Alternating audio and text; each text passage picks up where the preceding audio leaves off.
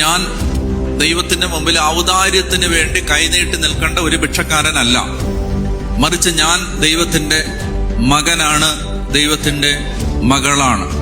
നിങ്ങൾക്ക് ജീവിതത്തിൽ ഭയം തോന്നുമ്പോൾ, നിങ്ങൾ ജീവിതത്തിൽ തകർന്നു എന്ന് ചിന്തിക്കുന്ന സമയത്ത്, നിങ്ങൾക്ക് ജീവിതത്തിൽ ഒരു വഴിയും ഒരു ഗതിയും പരഗതിയും തുറന്നു കിട്ടാതിരിക്കുന്ന സമയത്ത്, 4 വഴിക്ക് നിന്നും നിങ്ങൾ അപ്പാടെ നിങ്ങളെ ചൂഴ്ന്നു നിൽക്കുന്ന മഹാപ്രതിസന്ധികളുടെ അഗ്നിച്ചൂളകൾക്ക് നടുവിൽ വെന്തെരിഞ്ഞ് ഭസ്മമായി ഇല്ലാതാകുമെന്ന് നിങ്ങൾക്ക് തോന്നുന്ന അത്രയും നിസ്സഹായമായ സാഹചര്യത്തിന്റെ നടുത്തളത്തിൽ ഒന്നും ചെയ്യാൻ പറ്റാതെ നിൽക്കുന്ന സമയത്ത്, ഒരു ദൈവ പൈതല് ജീവിതത്തിൽ തിരിച്ചറിയേണ്ട ഏറ്റവും പ്രധാനപ്പെട്ട സത്യമാണ്, ഞാൻ എവിടെ നിന്നോ വലിഞ്ഞ് വഴി തെറ്റി വലിഞ്ഞു കയറി വന്ന ഒരു പരദേശിയോ അപരിചിതനോ അനാഥനോ അഗതിയോ ആലംബഹീനനോ ആശ്രയമറ്റവനോ അല്ല.